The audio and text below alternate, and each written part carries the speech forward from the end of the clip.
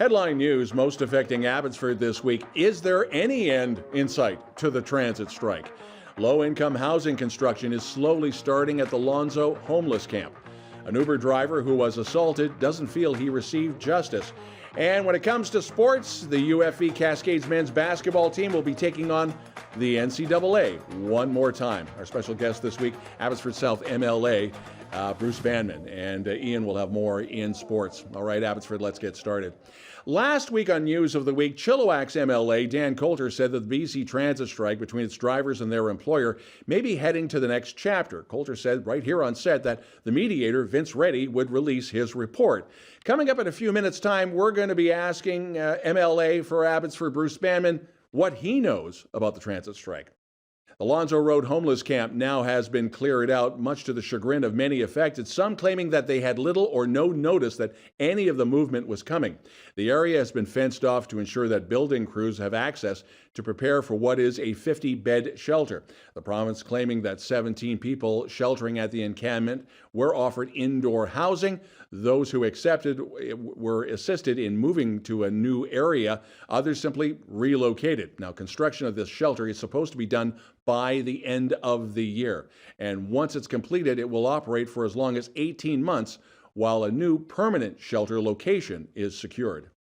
Back on November the 2nd of last year, Winnipeg police responded to a shots fired call where a 21-year-old man was hurt. He later died. The suspect identified, which police led to a residence in Langley and obtained a warrant for an arrest for second-degree murder of the suspect. Back on June 22nd, BC Combined Forces and their Special Enforcement Unit ended up going to Surrey and then Langley and arrested 20-year-old Shiv Austin Harper of Winnipeg. He's charged with a number of offenses, including second-degree murder.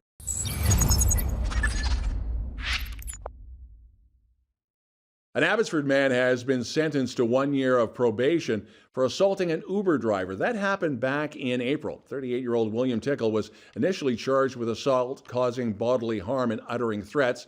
He was sentenced June 28th on the lesser offense of assault.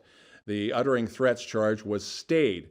Tickle was charged in late April in relation to an incident that occurred April the 18th in Abbotsford. The driver, Aman Sood, suffered a number of injuries to his neck, his shoulder, and his right wrist. And now he does not plan to ever go back to his job with Uber.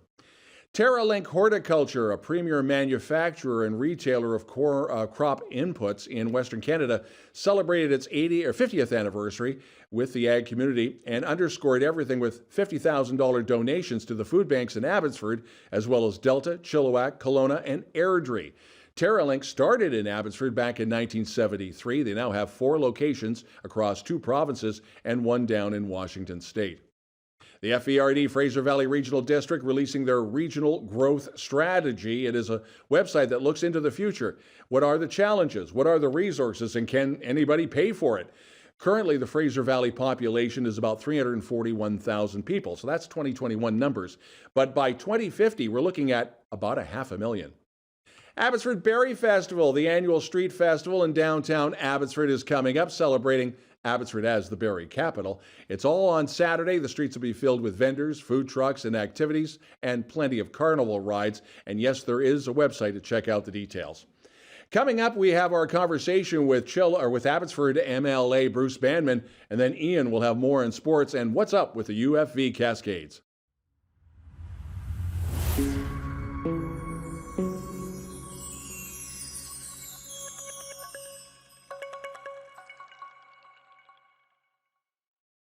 News of the Week continues with Abbotsford MLA Bruce Banman. A couple of things we definitely want to talk about.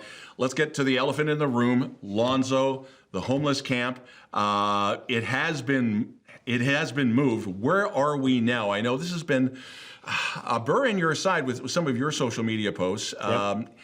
Where are we? And is this as bad or worse? And I'm thinking back to 2015. There was a camp, it was Essendine and Gladys by the MCC thrift store, not far from the Alano Club. That's where the CTV cameraman was pepper sprayed. That was Kevin McDonald, who lived in Abbotsford. That was pretty rough. I nearly had a near miss there. Is this worse, or was this worse? Well, according to the police, and I live not far from there, so I drive by it all the time. According to the police, it was the most violent encampment that Abbotsford had. I would say it's probably the most violent encampment they'd ever had. It was bad. Yeah. And probably more importantly, as you saw, there was burnt out wreck after burnt out wreck after burnt out wreck. So they would catch on fire. And I was amazed that actually nobody perished in any of the fires because it would just go through there. So it was as bad as it gets. I had one individual say that it reminded them of a set off of Terminator. It was, there was, well, of course there would have been drug dealing, illegal, illicit drug dealing. There was weapons that were found. There was one fatality. The fire got so bad at one time it closed down the freeway. Something had to be done. And you have to remember that these are some of the most vulnerable people in our society that we're living like nobody should have to live like. Yeah. So yeah, everything you heard and probably more. Now, these people have to go somewhere until this new facility is built. But you were mentioning in one of your social media posts about the numbers. When it finally crunches down, we're what, 10 units ahead or something like that? Now, is this a provincial cross-city, cross-federal thing? No, well, so here's what's going to happen is that they're going to spend, I've read the numbers so far as $4 million to put in 40 units and they're temporary. So they're going to basically bring in, for the lack of an expression, they're going to bring some of them Surrey portables in, I guess. But they're going to bring in a portable type housing unit, right? And it's going to be 50. Hooray, 50 more units when you consider that the numbers in Abbotsford of homeless it depends on what you read, anywhere from 500 to 700. There was anywhere from, on a low end, 10 people living at Lonzo to 100, depending on the time of year and what you considered that to be. So 50, hey, fantastic. And then you find out, whoa, wait a minute. We're going to dismantle the current existing shelter that houses 40 on Riverside, which just is on the other side of the freeway. Well, towards the Walmart. No, the other way. The other way, yeah. So more towards south. Right. Just underneath the overpass, and you're going along Riverside. And so they're going to bring in 50 for 18 months. They're going to dismantle the 40. And then rebuild it for 60, I think it is. Might be 64. So the really net that Abbotsford is going to get is only going to be 20 or 24 units. Yeah. And there is such a need. Why not do this the right way, which is find a better location, build the 50 and keep the 50, because I think it would be a better use of taxpayers' dollars, and make sure the important thing is that we have the wraparound support, because this just buying old hotels and housing them, or a warehouse, and the opposition gets a little fussy about that, but that's exactly what they did. Is they took a fruit packing house up in the Okanagan area and they used that for a while. Oh, the Travel Lodge in Chilliwack's another good example of that, yeah, but at least it's not a warehouse. Yeah. But you just plunk people in there with no support. This does not work. You have to have the wraparound support for this. Now, they have promised that there is going to be support here, and I plan on holding them accountable to that, because at the end of the day, there has to be a pathway to sobriety or getting off of drugs. Not all of them are hooked on that. Some are mentally ill, but there has to be that pathway so that people can lead productive lives again. We're losing now 7 people a day. Yep. Something has to be done.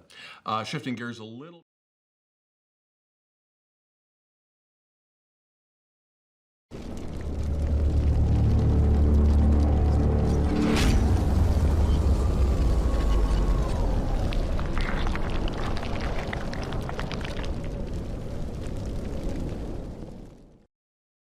Hey everybody, Ian Parks from abbyTV here with your local sports.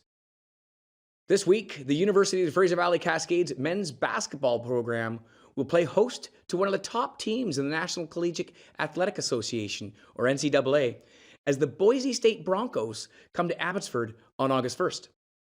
The Cascades and Broncos will tip off at 7 p.m. at the UFV Athletic Center in a contest that basketball fans in the area won't want to miss. Boise State finished second in the Mountain West Conference last season with a 24-10 record, en route to a number 10 seed and their second consecutive NCAA tournament appearance. This is the first time the Broncos have made back-to-back appearances in that tournament since 93-94. The Cascades finished last season with a 9-11 record in the Canada West regular season, before falling to the Brandon Bobcats in the opening round of the playoffs.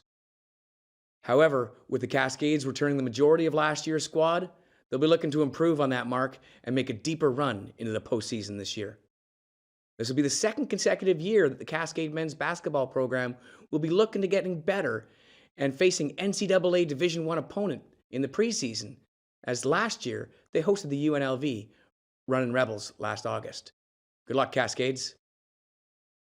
The Valley Huskers main camp started this week with sights on another successful BCFC season. They started off the season with hosting the second annual Cascade Cup and hoping to fill the stands for their home opener on July 29th. After winning the inaugural Cascade Cup last year, the Huskers are hoping to use Game 1 as a springboard into their season on their road to the Cullen Cup.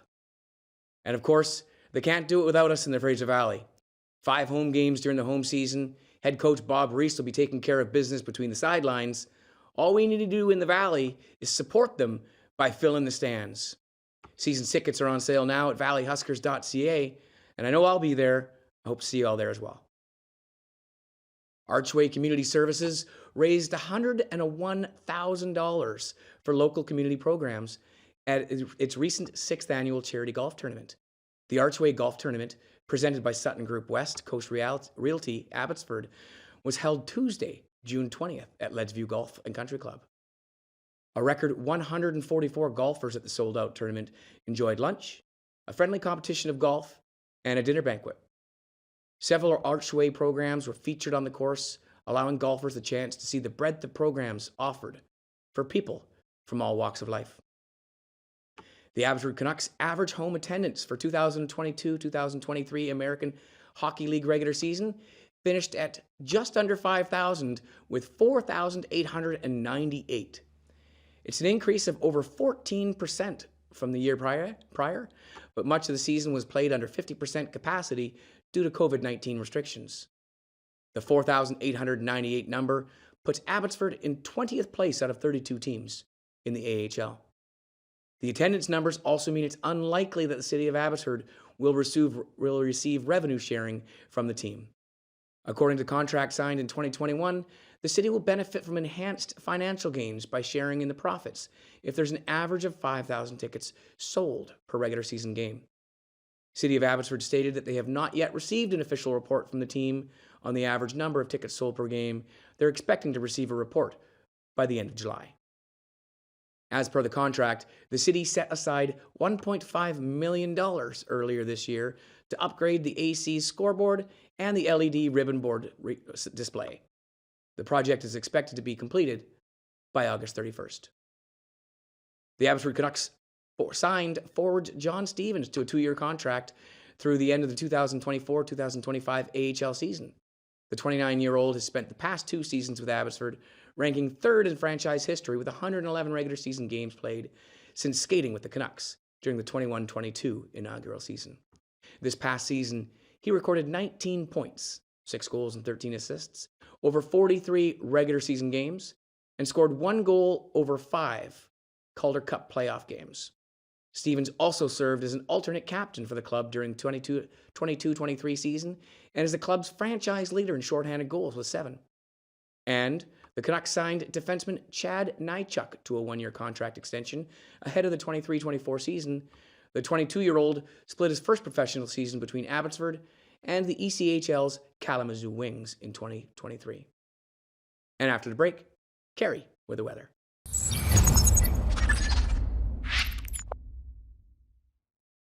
abbyTV weather. So, Cari, another sweltering weekend for us all? Thanks, Don, and welcome back. We're glad to have you here. Yes, the weather is going to stay beautiful, but it's still really warm, higher than average temperatures. And the lows are going to be quite high as well. It's going to be only down to like 15 at the lowest. Fun fact, Monday was the highest average temperature that the Earth has ever recorded at 17 degrees. Back to you, Don. Thanks, Cari, and thank you for watching. If you have a local news story you'd like to have us report on, you can always send us a note to news@chilltv.ca. Thanks for a bunch. A big shout out to Steve for bailing us all out over the last 6 weeks. Have yourself a great weekend. I'm Don Lehn.